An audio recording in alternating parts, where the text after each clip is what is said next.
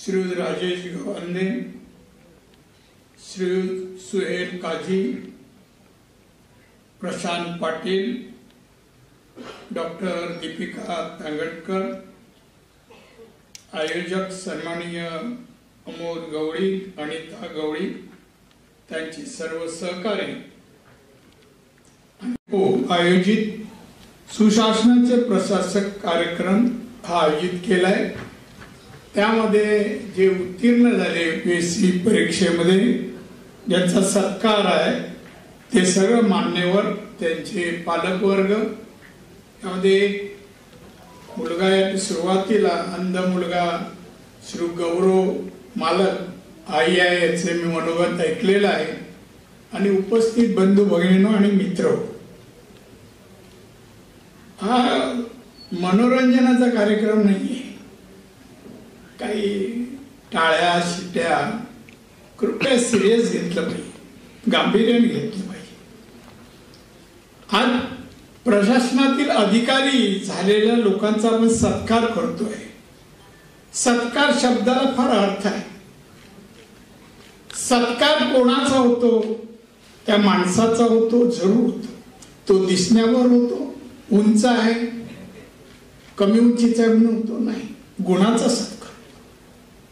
आज या 21 जणांनी मान्यवरांनी परीक्षेला अतिशय मेहनत, परिश्रम, सर्व काही योगदान देऊन पास झाले, आणि ही या 2 संघटना म्हणा संस्था त्यांचा गौरव किंवा सत्कार करतायत, आणि जमलेल्या लोकांनी त्या सत्कारातून बोध घ्यावा।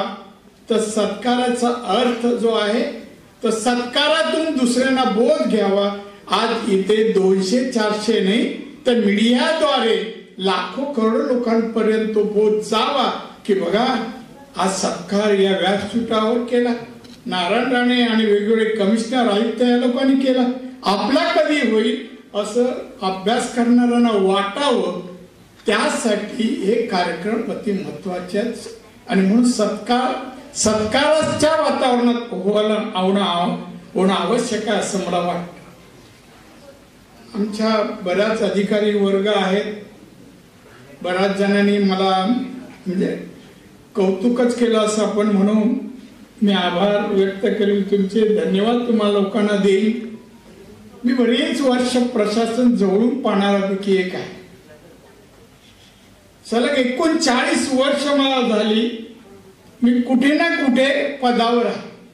मुंबई कॉर्पोरेशनला सुरू केलं मी, BST केले मी चेअरमन म्हणून, आमदार झालो, आमदार नंतर मंत्री झालो, जवळजवळ 13-14 खात्याचा मंत्री झालो, मुख्यमंत्री झालो, परत आमदार, खासदार, केंद्रीय मंत्री, आणि परत खासदार। 39 वर्ष झाली मी अधिकारी पाहिला, अधिकारी अनुभवल्यापैकी मी एक आहे। पाहिला मी अनुभवला, शब्दांमध्ये फरक आहे। एक लक्षात ठेवा, आपण कोण होणार आहोत। भारत देश, लोकशाही, परमपूज्य बाबासाहेब आंबेडकरांनी लिहिलेले संविधान, आणि त्या संविधानाने कायदे म्हटले, त्याचं पालन अंमलबजावणी करणारे तुम्ही अधिकारी आहात। आम्ही ठराव पास किंवा आदेश देणार, प्रस्ताव देणार, त्याची अंमलबजावणी करणारे तुम्ही भविष्यातील मोदींच्या भाषेत सांगायचं तर अमृत काळातील अधिकारी आहेत। अमृत काळातील अधिकारी म्हणजे शिस्त आहे, डिसिप्लिन, पंक्च्युअलिटी, सिन्सिअरिटी, हे 3 शब्द अति महत्वाचे तुमच्या जीवनात। एक टप्पा गाठला, आपण पास झालो, IAS झालो, IPS जे काय झालो, म्हणजे सर्व काय मिळवलं असं नाहीये। मी एक दिवशी एका व्याख्यानालाच गेलो होतो, ते व्याख्यान करते नुकते फॉरेनला जाऊन आलेले होते, नेते होते ते, आणि मी नवीन होतो। मी सर जाऊन नमस्कार केला, आणि नमस्कार केल्यानंतर ते म्हणाले काय कसं आहे, ठेवलं तुम्ही झालं दिसत नाही, बाहेर होता का? हो म्हणे, थोडा परदेशात काय टूर वर मी गेलो तो काही देश पाहून आलो। कुतूहलाने विचारलं, दादा कसे आहे अमेरिका, लंडन? तोपर्यंत मी पाहिले नव्हते। माझ्या खांद्यावर हात ठेवला, मला राणे, अरे एवढ्याशा प्रवासामध्ये माझ्या मी तुला जग कसं सांगू, एक गोष्ट लक्षात ठेव, संपूर्ण आयुष्य जरी आपण अभ्यास केला तरी जगातलं ज्ञान आपण आत्मसात नाही करू शकत. त्या मिळवला म्हणून आनंद जरूर करा, सेलिब्रेटही करा, पण आपली मोठी जबाबदारी आपल्यावर येणार आहे. हे देश भारत, लोकशाहीचा भारत देश, 140 कोटी जनता, याच्यामध्ये आता मोदी मंडळ, मला गुजराती अध्यक्ष होते, त्यांनी मला बोलून घेतलं, राणे तू कापसात PhD केली का? मी नाही सर. अरे तू कोकणातला, तू आमच्या इकडे जळगाव किंवा विदर्भाच्या कापसावर कसं काय बोलू शकतो? मग त्यांना मी सांगितलं कसं बोलू शकतो. 3 दिवस मी नागपूरला जाऊन राहिलो, 3 दिवस. 2 एक्सपर्टने बोलवलं. मी म्हटलं साहेब मला या विषयावर बोलायचं आहे आणि मला तुम्ही सांगा, कापसाच्या जातीपासून सांगा, कपड्यापर्यंत सांगा सर. आणि ऐकून घेतलं आणि मग दुसऱ्या दिवशी सभागृहात बोल. हे बघ, तुमचं अभिनंदन मी करतोय आणि त्याचबरोबर तुम्हाला शुभेच्छाही देतोय. कर्तृत्ववान अधिकारी माझ्या देशाला हवे आहे, माझ्या देशाला हवे आहे. अमृत काळामध्ये भारत 2047ला विकसित देश म्हणून करणार आहे. मी आत्ताच आलो, मंत्री आत्ता होतो, या वेळेला नाहीये. पंतप्रधान विश्वकर्मा एक योजना जाहीर केली, आपल्याला सगळ्यांनी महत्वाकांक्षी योजना.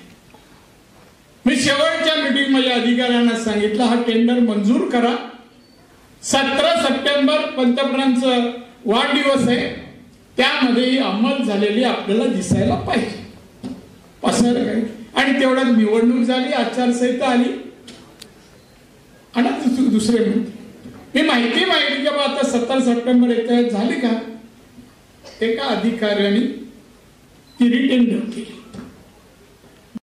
अशी आपण अधिकारी आहोत, महाराष्ट्राचे आहोत, छत्रपतींचा महाराष्ट्र आहे, परंतु आपले आंबेडकर साहेबांचा महाराष्ट्र आहे.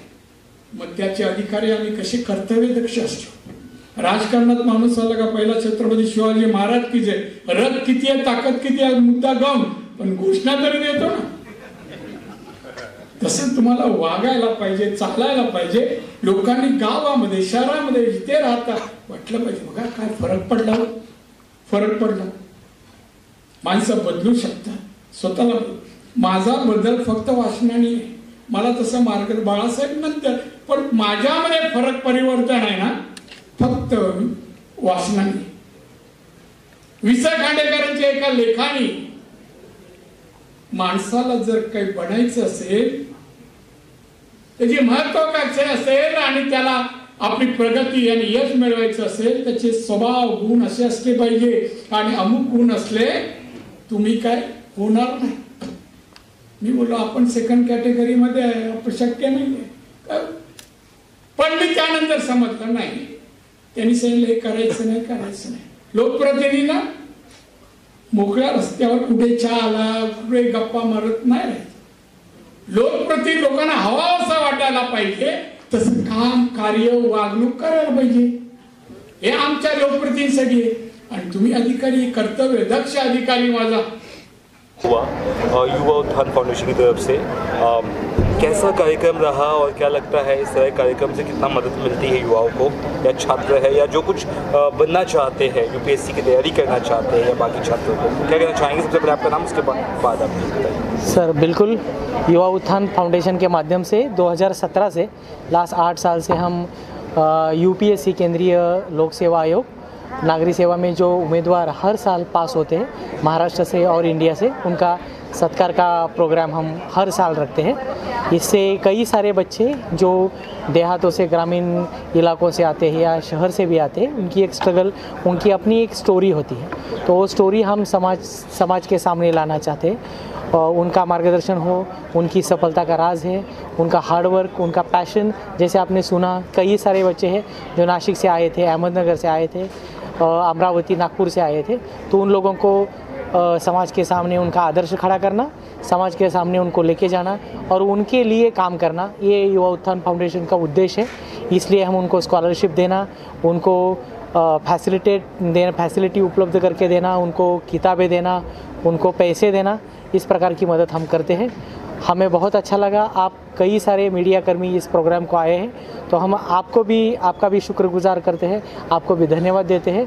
और जैसे आपने सुना पूर्व केंद्रीय मंत्री नारायण राणे जी इस प्रोग्राम को आए थे, कई सारे सीनियर ब्यूरोक्रेट्स, नौकरशाह के कई लोग आए थे, आयकर आयुक्त कुंभार सर हो या अभिनव देशमुख सर हो, यहाँ के एडिशनल सीपी हो या कस्टम्स के ऑफिसर्स हो, कई सारे लोग आए थे। हम उनसे समाज में यही एक उद्देश्य लेकर जा रहे हैं कि हमारा समाज और हमारा जो तरुण है वो ज़्यादा से ज़्यादा स्पर्धा परीक्षा में आए और देश को विकसित भारत करने में अहम भूमिका निभाए। सर एक चीज़ मैंने देखा सर, नारायण साहब ने जो किस तरह के IAS हमारे आगे होना चाहिए, किस तरह भाषण देना चाहिए, किस तरह का अपने आप को दिखाना चाहिए, उन्होंने एक सबक सिखाया, मतलब एक बेहतर दिशा दिखाया उन्होंने। कैसा लगा आप लोग? राणे सर अपने आप में एक कहानी है आदर्श प्रशासक की। राणे सर ने हर एक पोस्ट पे काम किया है, जैसा आप जानते हो वो बॉम्बे महानगर पालिका में पार्षद थे, बाद में विधायक बने, बाद में मंत्री बने, मुख्यमंत्री थे, विरोधी दल के नेता थे, MP थे, मंत्री थे और केंद्र में भी मंत्री बने थे। तो इनके थ्रू हम यही मैसेज लेना चाहते हैं कि अगर आपके ऊपर विश्वास हो, आप बदलाव करना चाहते हो तो एजुकेशन के थ्रू ही बदलाव होगा, शिक्षण से ही एम्पावरमेंट होगा। इसी उद्देश्य से हम काम कर रहे हैं। आप कुछ बोलना चाहते सर?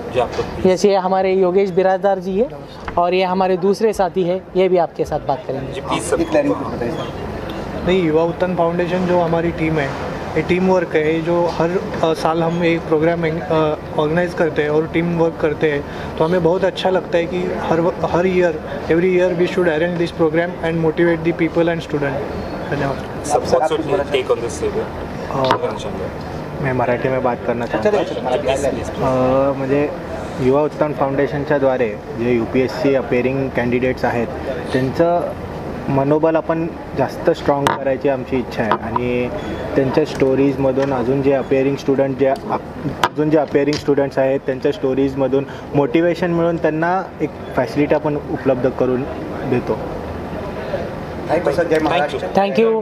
आप सभी खाने का इंतज़ाम किया है।